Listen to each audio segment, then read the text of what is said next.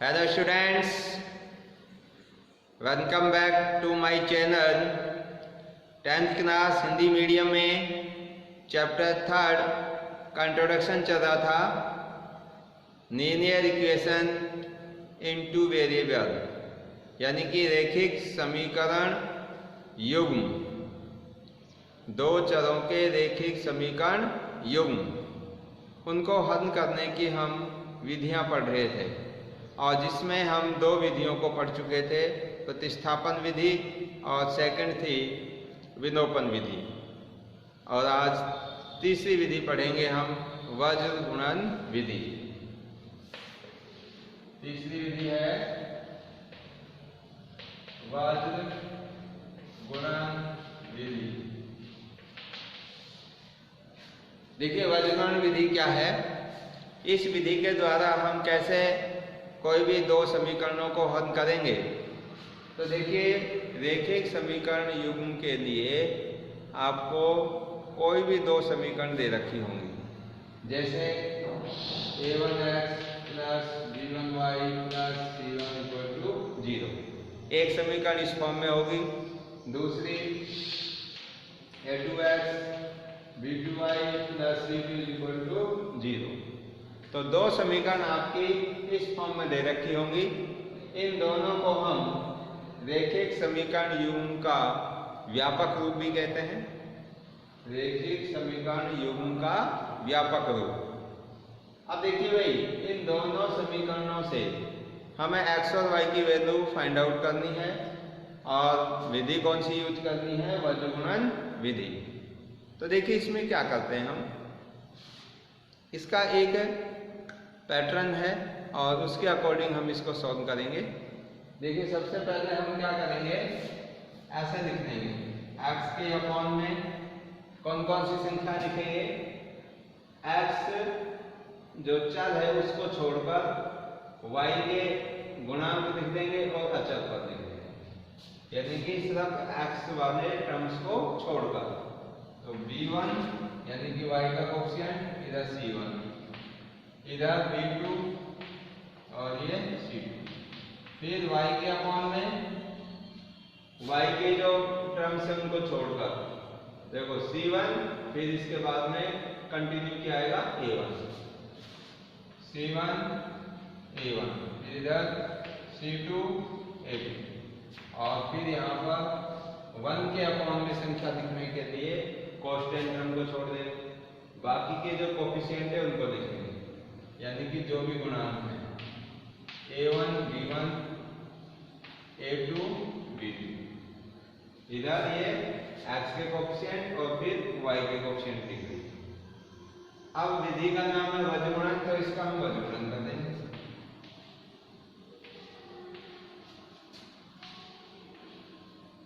Solve कैसे करेंगे इसको, सॉल्व करने के लिए x अपॉन इस ऊपर के गुणनफल में से नीचे का गुणनफल माइनस करना है। b1 c2 minus b2 c1 is equal to y upon ऊपर का product c1 a2 minus a1 c2 और 1 upon a1 b2 minus a2 b1। इस प्रकार से हम इस मेथड का यूज करके और क्वेश्चन सॉल्व करेंगे। अब देखिए कि एग्जांपल लेते हैं और एग्जांपल के द्वारा हम इसको सॉल्व करेंगे।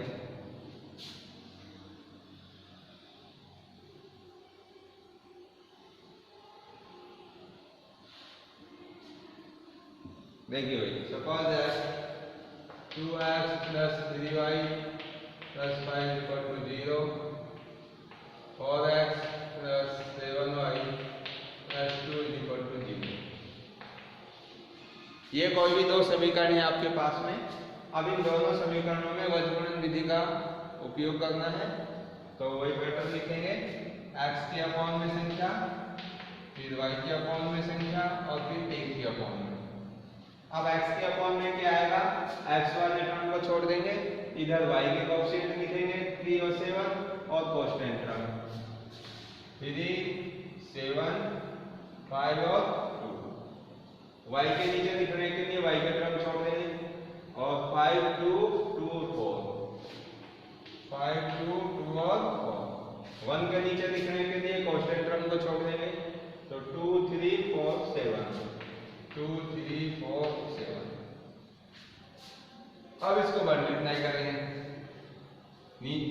6y गुणनफल में से ये गुणनफल माइनस करना है, ऊपर के प्रोडक्ट में से नीचे का प्रोडक्ट माइनस करना है ऐसे। तो देखिए भाई x अपॉन 3 को 2 से करेंगे तो 6 माइनस 7 को 5 से 35, y अपॉन 5 को 4 से 20 माइनस 2 को 2 से 4, 1 अपॉन 2 को 7 से 14 माइनस 4 को 3 से 12। अब इसको सॉल्व करेंगे आगे, x अपॉन 6 में से 35 जाएगा माइनस 29, y अपॉन 20 में से 4 माइनस करेंगे 16 और 1 अपॉन 14 में से 12 जाएगा तो 1 अपॉन। अब देखिए ये पार्ट इसके इक्वल है, ये पार्ट इसके इक्वल है, तो देखो ये दोनों आपस में इक्वल है, तो यहाँ से तो y की वैल्यू निकाल देंगे, क्रॉस मल्टीप्लाई करके, और ये वैल्यू भी 1/2 के इक्वल है, तो यहाँ से x की वैल्यू आ जाएगी। तो फर्स्ट, सेकंड और ये थर्ड, ये 3 पार्ट है। नाउ अब देखेंगे x upon minus 29 is equal to 1/2, क्योंकि तीनों पार्ट आपस में इक्वल नहीं है, तो ये वाला पार्ट भी 1/2 के इक्वल होगा, तो यहाँ से क्रॉस मल्टीप्लाई करेंगे तो 2x is equal to minus 29 और x is equal to minus 29/2, ये x की वैल्यू आ गई। अब ये दोनों पार्ट इक्वल है आपस में, देखिए now y upon 16 is equal to 1/2, यहाँ से क्रॉस मल्टीप्लाई करेंगे तो 2y इज इक्वल टू 16 और y की वैल्यू निकालेंगे 2 से डिवाइड करेंगे तो y इज इक्वल टू 16/2 कितना आ जाएगा 8। तो इस प्रकार से हम x और y की वैल्यू फाइंड आउट कर सकते हैं। क्लियर है भाई? ये मेथड कौन सा था? वज्र गुणन मेथड। अब इसके बाद आगे देखिए, अब देखो अगर आपको अपने क्वेश्चन को वेरीफाई करना हो तो x और y की वैल्यू यहाँ पर किसी भी एक समीकरण में रखेंगे और सोल्व करेंगे तो दोनों साइड कैसे आनी चाहिए? इक्वल आनी चाहिए। देखो इसको वेरीफाई करके देख लेते हैं। x की वैल्यू हमारी कितनी है? -29/2 और y की वैल्यू कितनी है? 8। तो वेरीफाई भी कर सकते हैं। फर्स्ट इक्वेशन में दोनों वैल्यू पुट कर दो। x के स्थान पर कितना? -29/2, तो x2 into x के स्थान पर -29/2 प्लस 3 into y के स्थान पर कितना है? 8 प्लस का 5। अब इसको सॉल्व करेंगे तो ये वैल्यू कितनी आनी चाहिए? 0 आनी चाहिए। तो 2 से कैंसिल हो जाएगा तो -29 प्लस इधर देखो 8 3 जा 24 प्लस का 5, -29 और ये प्लस का 29 कैंसिल हो गया, कितना आ गया? 0। इसका मतलब हमारे आंसर है जो राइट है। क्लियर?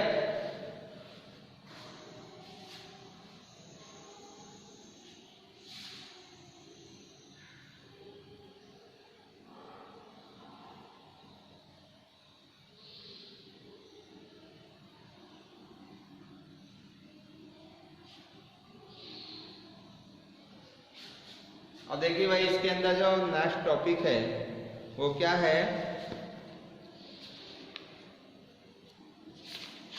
कि आपको 2 इक्वेशन दे रखी होंगी और उन दोनों इक्वेशन से आपको चेक करके ये पता करना होगा कि जो 2 इक्वेशन आएंगी, उन जो 2 इक्वेशन आपको दे रखी है उन दोनों इक्वेशन से जो x और y की वैल्यूज आएंगी, यानी कि जो उसके हल होंगे वो अद्वितीय होंगे या अपरिमित रूप से अनेक होंगे या उनके कोई भी हल नहीं होंगे। ये चेक करना है आपको। तो देखिए कैसे करेंगे। जैसे a1/a2, तो पहले पूरा लिख देता हूँ। a1x plus b1y plus c1 = 0 and a2x plus ये दो चरों के रैखिक समीकरण युग्म का व्यापक रूप है, यानी कि general form of pair of linear equation into variable. तो दो वेरिएबल के अंदर ये समीकरण युग्म है। अब इस समीकरण युग्म से हमें ये चेक करना है कि जो x और y की वैल्यूज आएंगी वो कैसी कैसी होंगी, मतलब x और y की वैल्यू एक एक आएंगी या एक से ज़्यादा आएंगी या नहीं आएंगी, ये हमें पता करना है। तो इसमें एक कंडीशन है, देखिए इन दोनों इक्वेशन से x के कोफिशिएंट का रेशो निकालें, y के कोफिशिएंट का रेशो निकालें। कोफिशिएंट मतलब गुणांक, यानी कि x के जो गुणांक है a1 और a2, y के गुणांक है b1 और b2। अब इनका रेशो निकाल के देखें तो हम पता करेंगे कि किस कंडीशन में क्या होगा। f a1 upon a2, a1 और a2 ये दोनों और b1 अपॉन b2 अगर ये बराबर नहीं आए, a1 बटे a2 की वैल्यू और b1 बटे b2 की वैल्यू अगर बराबर नहीं आती है तो हम ये कह सकते हैं कि इन दोनों समीकरण से जो x और y की वैल्यू आएंगी, यानी कि जो इसके हल होंगे वो अद्वितीय होंगे। कैसे होंगे भाई? अद्वितीय। तो क्या लिखेंगे भाई? हल अद्वितीय। हल अद्वितीय होंगे। जब हल अद्वितीय होंगे तो इन दोनों समीकरणों से जब हम ग्राफ ड्रॉ करेंगे, क्या ड्रॉ करेंगे भाई? ग्राफ। तो इस एक इक्वेशन से एक ग्राफ आएगा आपका स्ट्रेट लाइन, दूसरी इक्वेशन से भी स्ट्रेट लाइन आएगा, और उन दोनों का जब हम ग्राफ ड्रॉ करेंगे तो वो दोनों लाइन एक दूसरे को इंटरसेक्ट करेंगे, यानी कि प्रतिच्छेद करेंगे। तो लाइन क्या करेंगी भाई? प्रतिच्छेद। हल अद्वितीय होंगे, लाइन प्रतिच्छेद। लाइन कैसी होंगी भाई? प्रतिच्छेदी होंगी। और जो समीकरण युग्म है वो समीकरण युग्म आपका संगत होगा। समीकरण युग्म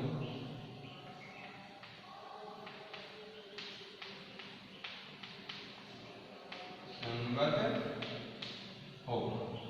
मतलब ये किस कंडीशन पर जो x और y की वैल्यू होंगी वो उनके जो हल होंगे वो अद्वितीय होंगे, लाइन एक दूसरे को प्रतिच्छेद करेंगी, और समीकरण युग्म है जो कैसे होंगे? संगत होंगे। दूसरी कंडीशन, अगर ऐसा आ जाता है a1 अपॉन a2 बराबर b1 अपॉन b2 बराबर c1 अपॉन c2, तो देखेंगे इन दोनों समीकरणों से जो x और y की वैल्यू आएंगी वो अपरिमित रूप से अनेक होंगे, मतलब कि बहुत सारे हल होंगे x और y के, अपरिमित रूप से अनेक हल। अपरिमित रूप से अनेक हल, यानी कि जो हल होंगे x और y के वो कितने होंगे? अनेक, इन्फिनिटी, अनंत होंगे। और लाइन कैसी होंगी आपकी? लाइन होंगी आपकी संपाती।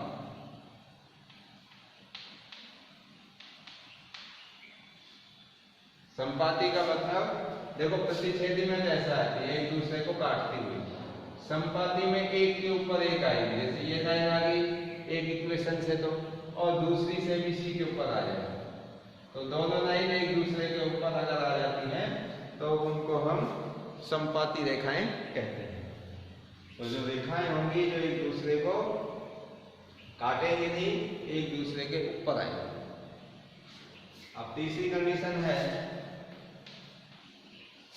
यदि a1 अपॉन a2 बराबर b1 बटे b2 does not equal to C1 बटे C2। इस कंडीशन में जो हद होंगे वो कोई भी हद नहीं होंगे, मतलब x और y की वैल्यू निकालना पॉसिबल नहीं होगा। और जो लाइन होंगी वो क्या होंगी, वो एक दूसरे के समांतर होंगी, पैरेलल। ऐसे जब दो लाइन एक दूसरे के समांतर आ जाती हैं तो वो ना तो एक दूसरे को कट कर सकती, जब कट नहीं करेंगी तो वो इंटरसेक्ट पॉइंट नहीं आएगा, तो हम उसकी x और y की वैल्यू फाइंड आउट नहीं कर सकते। तो इसमें सेकंड वाली कंडीशन में एक परिमित रूप से अनेक हद होंगे, लाइन संपाती होंगी और समीकरण युग्म क्या होंगे, इसके समीकरण युग्म इसका भी आपका संगत होगा, इस वाली का क्या होगा, संगत। और थर्ड कंडीशन में कोई हद नहीं,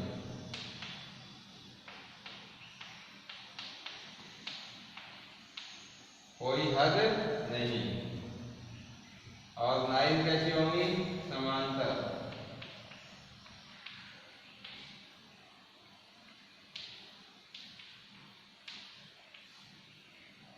और समीकरण युग्म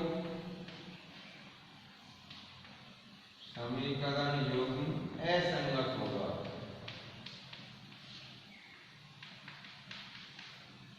समीकरण युग्म असंगत होगा, मतलब x और y की कोई भी वैल्यू हम फाइंड आउट नहीं कर सकते। तो ये आपकी कुछ रिलेशंस है एक दूसरे के बीच में।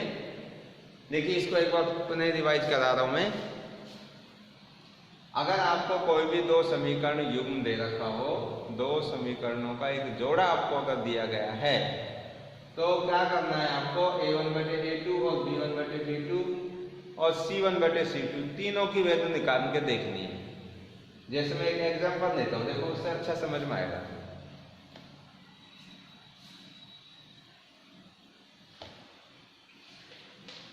To x plus 3y plus 6 is equal to 0 and 3x plus 5y minus 8 is equal to 0। ये दो समीकरण युग्म है। अब इन दोनों समीकरण युग्मों से A1 देखो कितना है, फर्स्ट समीकरण में x का गुणांक 2 है, जब तो A1 कितना हुआ यहाँ पर, दूसरे समीकरण में x का गुणांक 3 है, A2 इज इक्वल टू 3 है। B1 कितना है, पहले समीकरण में y का गुणांक 3, B2 5, दूसरी समीकरण में y का गुणांक, और C1 6 और C2 कितना है दूसरी समीकरण में, कांस्टेंट टर्म -8। अब इनसे आप A1 बटे A2, B1 बटे B2 और C1 बटे C2 ये निकाल के देखेंगे। देखिए जैसे आपने सपोज करो ये वाले A1 बटे A2 निकालना, तो A1 बटे A2, A1 कितना है 2 और A2 कितना है 3 आ गया। फिर B1 बटे B2 देखो, B1 कितना 3 और B2 कितना है 5। अब देखिए आप A1 बटे A2 और B1 बटे B2 दोनों की वैल्यू डिफरेंट है, इसकी 2 बटे 3 है, इसकी 3 बटे 5 है, तो इक्वल नहीं है। इसका मतलब आपसे पूछा जाएगा कि समीकरण युग्म के हद कैसे होंगे, तो आप बताओगे हद द्वितीय होंगे। जो लाइन होंगी, रेखाएं होंगी, वो कैसी होंगी, प्रतिच्छेदी होंगी, और समीकरण युग्म संगत होगा। ठीक है भाई, क्लियर। अगर यही क्वेश्चन आपसे इस प्रकार से पूछ ले, जैसे यहाँ पे ऐसे आ जाता है, इधर कर देता हूं मैं 6, इधर भी 6, यहाँ 4 कर देता हूँ, इधर 6 कर देता हूँ, और इसके अंदर कर देता हूँ यहाँ पर 12। ये दो समीकरण है। अब इन दोनों समीकरणों से A1 बटे A2, B1 बटे B2 अगर आप निकाल के देखेंगे C1 बटे C2, तो ये कंडीशन बनेगी। देखो A1 बटे A2 2/4 काटेंगे तो कितना आएगा, 2/4 कैंसिल करेंगे तो 1/2। ऐसे ही 3/6 कैंसिल करोगे तो 1/2। 6/12 6/12 कैंसिल करेंगे तो 1/2। तो तीनों कंडीशन में रेशो कितना आ रहा है 1/2 1/2 1/2। तो ये कंडीशन हो गई। जब तीनों स्थिति के अंदर A1/A2 B1/B2 C1/C2 बराबर आते हैं तो इस समीकरण युग्म के हल कैसे होंगे, एक परिमित रूप से अनेक हल होंगे। नाइन जो कि रेखाएं होंगी वो संपाती एक दूसरे के ऊपर होंगी ऐसे, और समीकरण युग्म संगत होगा। ठीक है भाई। अब नेक्स्ट देखिए, अगर आपकी ये कंडीशन बन जाती है यानी कि A1/A2 और B1/B2 ये तो बराबर हो पर C1 और C2 का रेशो इक्वल ना हो तो कोई भी हल नहीं होंगे, नाइन समांतर होंगी और समीकरण युग्म ऐसे होगा। क्लियर है भाई। तो इस तरीके से हम मतलब कि इस इंट्रोडक्शन पार्ट को आज कंप्लीट कर रहे हैं। तो इसके अंदर एक टॉपिक और बचा हुआ है आपका नाव का और धारा का, तो उसको और पढ़ लेते हैं। फिर इनके जो नोट्स वगैरह हैं ये सारे मैं ऑलरेडी वीडियोज के अंदर भेज भी चुका हूँ, लेकिन फिर भी अगर आपको चाहिए तो मैं इनको बाद में सेंड कर दूँगा।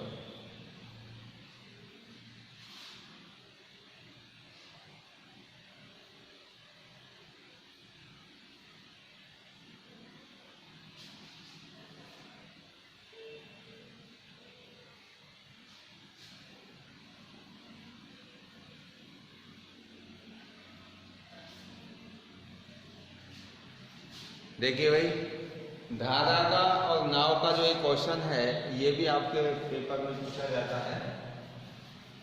अनुकूल और प्रतिकूल, जैसे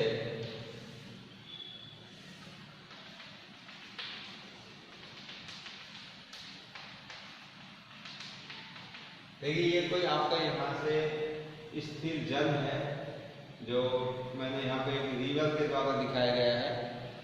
तो इस रिवर के अंदर सपोज करिए जो पानी है उस पानी के अंदर यहाँ बोट चल रही है। क्या चल रही है भाई, बोट। इस प्रकार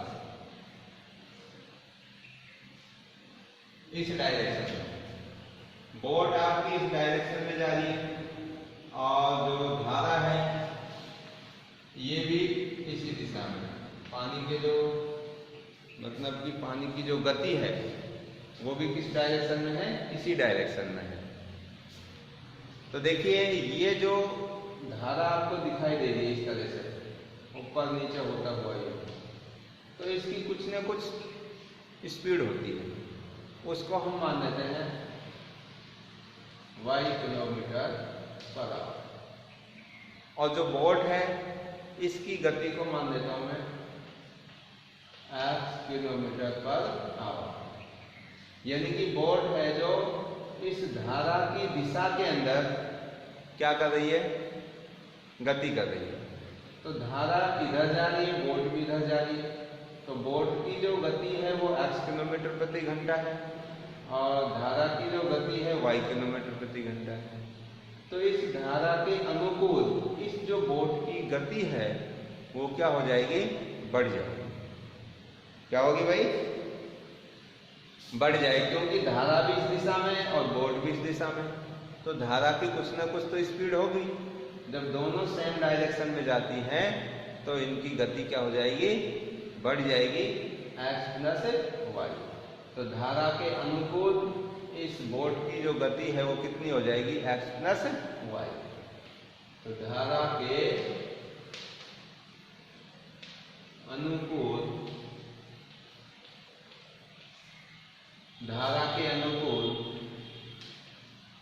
नाव की गति कितनी होगी, x प्लस y किलोमीटर प्रति घंटा। क्लियर है भाई, क्योंकि नाव भी इधर जा रही है और धारा भी इसकी इधर ही है।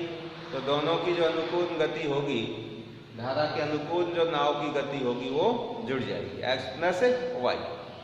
अब इसके बाद देखो, अगर धारा तो इस दिशा में जा रही है और बोट इस दिशा में जा रही है, इसकी डायरेक्शन में चेंज कर देते हैं। ये डायरेक्शन आप इधर हो, तो नाव इधर जाना चाहती है, पानी इधर जा रहा है, तो क्या हुआ, इसकी जो गति है वो कम हो जाएगी, यानी कि x किलोमीटर प्रति घंटा में से जो धारा की गति है ये माइनस कर देंगे, तो उसको बोलते हैं धारा के प्रतिकूल। धारा के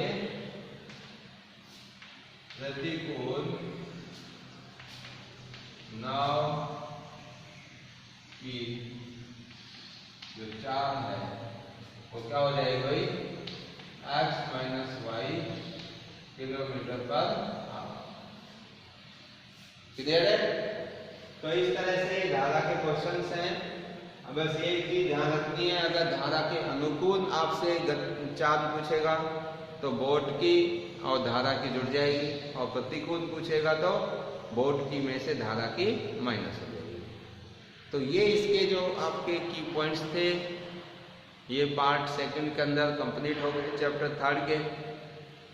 तो यहाँ से आगे के जो हमारी क्लास होगी उसके अंदर हम इसके क्वेश्चंस सॉल्व कराएंगे। तो इस इंट्रोडक्शन पार्ट में अगर किसी बच्चे को कोई भी प्रॉब्लम, कोई समस्या हो तो आप मुझसे पूछ सकते हैं। So thank you and thank you very much.